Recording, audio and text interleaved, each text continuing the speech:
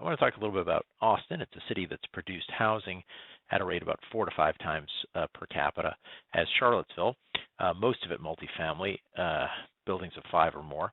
And in 2015, housing prices were about the same as Charlottesville. Now they're 50 to 60% higher. All that construction has not made it cheaper. I want to talk specifically about East Austin. We'll take a walk through there. That's a neighborhood that was a very modest neighborhood, and over the last decade or so, it has seen an explosion of mid-rise development. So this can give you a sense of what happens when you encourage that sort of development and you remove boundaries to it. And I think it would be instructive for people from Charlottesville to have a look at what's happened there.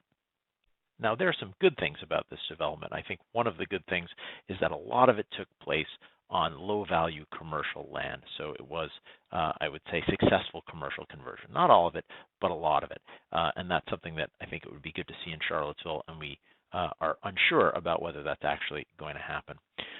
On the bad side, what you see is a massive demographic transformation. You've had a ton of people moving in from outside. In a given year over the last decade, almost 10% of the population comes from out of the side of the city. So it's new people coming in, much more affluent than the people who were there before, and they have really made everything more expensive, and they consume a lot of services, and the people who provide those services need housing, and it's not clear where they're going to get that housing. It's clear where they're not going to get the housing, from the market. And the leadership of Austin has been shrewd enough to recognize that. They proposed a $350 million housing bond, which passed just a couple of weeks ago. Perhaps that can be a lesson for Charlottesville, where there seems to be a temptation to rely on the alchemy of the market instead of on spending money to actually build or subsidize affordable housing that the market will not provide. But anyway, without further ado, the purpose of this video is to walk you through East Austin to show you what it looks like after there's an explosion of mid-rise development. So let's go and do that. All right, what do we got here? This is I-35. You can see downtown Austin, huge, all brand new skyscrapers, new stuff being built. That's down by the lake. That used to be sort of low value, commercial, some warehouses. This is I-35. Just next to I-35 here, we got some mid-rises, brand new mid-rises. Up here, some more mid-rises. You can see all the way up I-35, mid-rises. Not exactly where I'd want to live, pretty noisy. What was there before was sort of gas stations, strip mall, stuff like that. You got some big office here, and all the way down 6th Street, which we'll take a look at later, more mid-rises. All of this stuff, again, not in the most, it's pretty accessible, but you're right next to the highway. You're talking about $3 to $4 a square foot. So as we head into East Austin, that's a Whole Foods with apartments over it again, talking about $3.50 or so, $3.50 per square foot per month kind of rentals.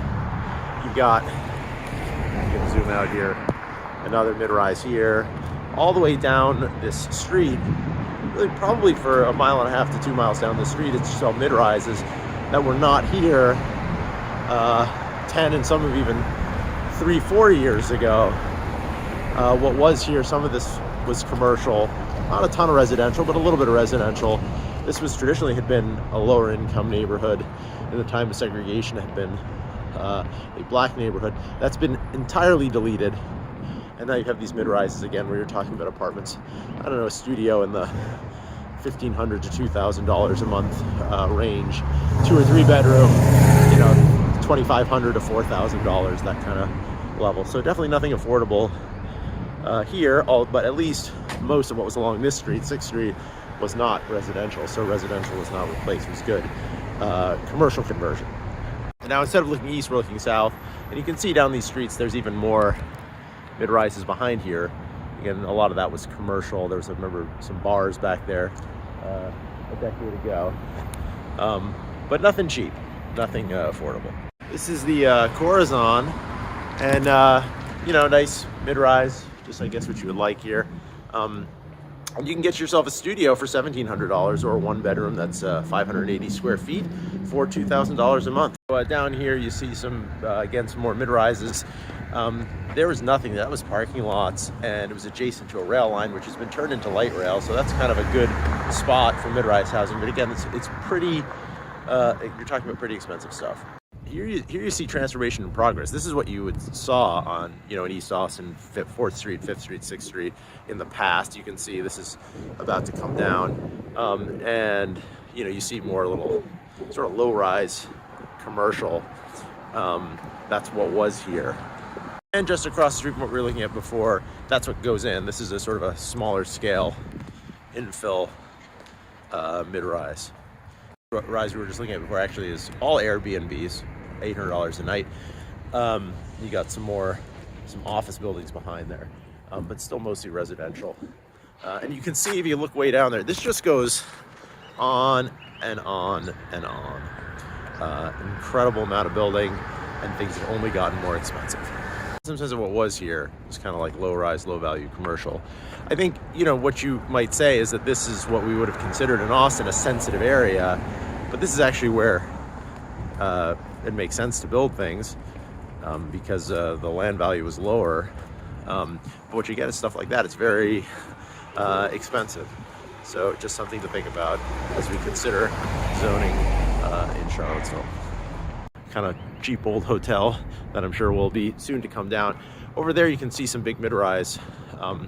That's called the Arnold. That was one of the early ones over here, and we're probably 1.5 miles from downtown now, so it's not super close to where the jobs are.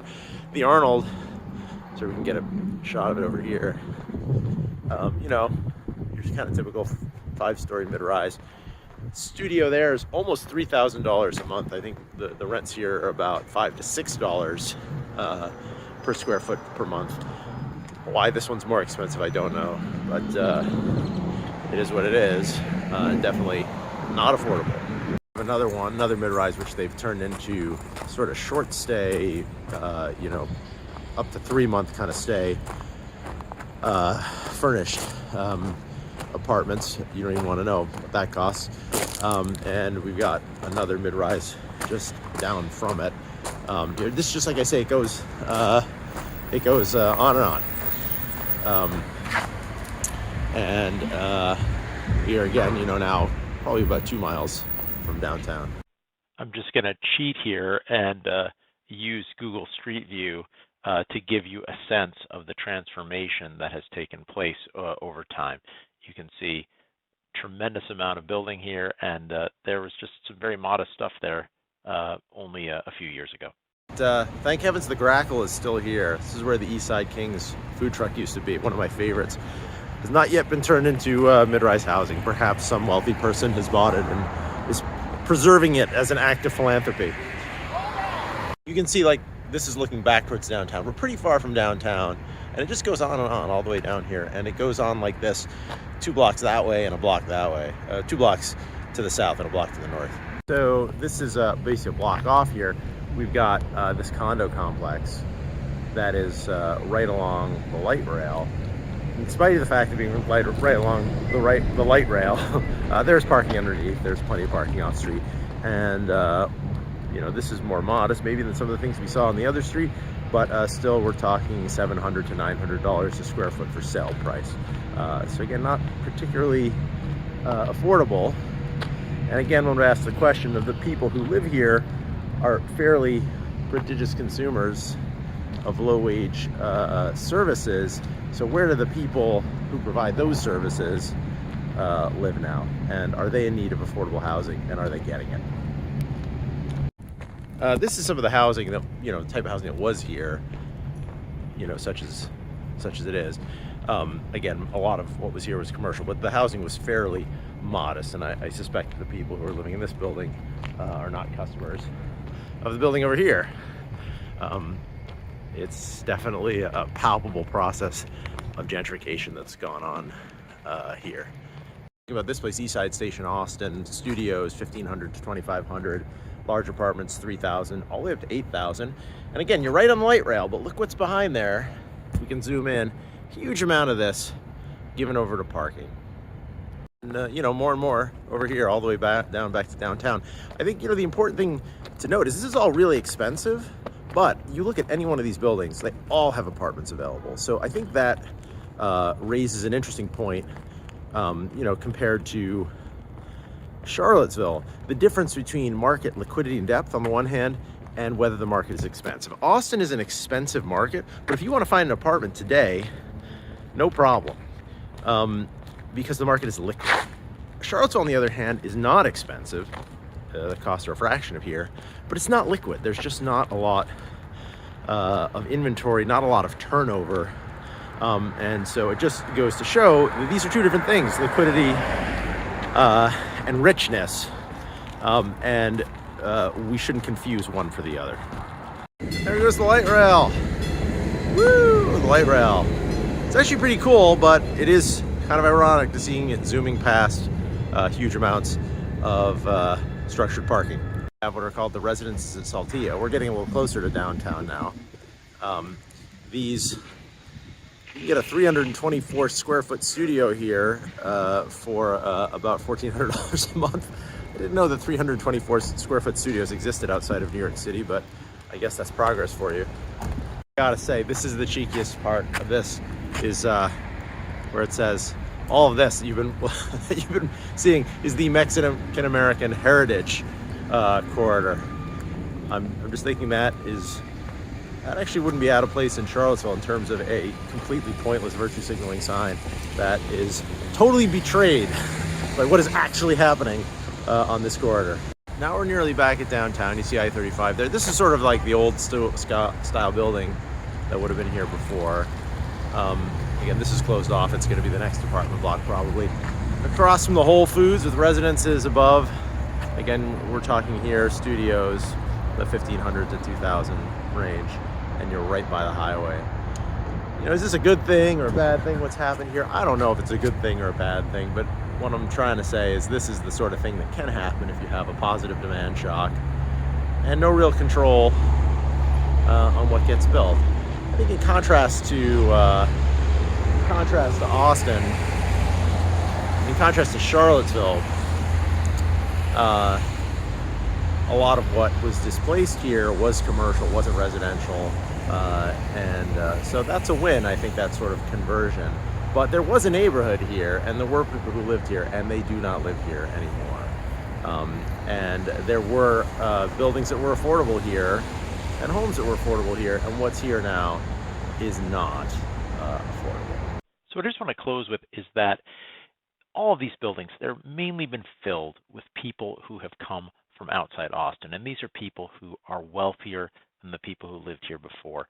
And when the first batch of them moved here, then restaurants were opened to cater to them, and that made the neighborhood more attractive to the next batch of people like them, the young professionals like them, and that means even more restaurants and amenities, and then you have a critical mass of potential workers for tech companies to move in, and that again makes it more attractive to people like that to live there, and it becomes a self-fulfilling process where you see the amenity effect dominate the supply effect.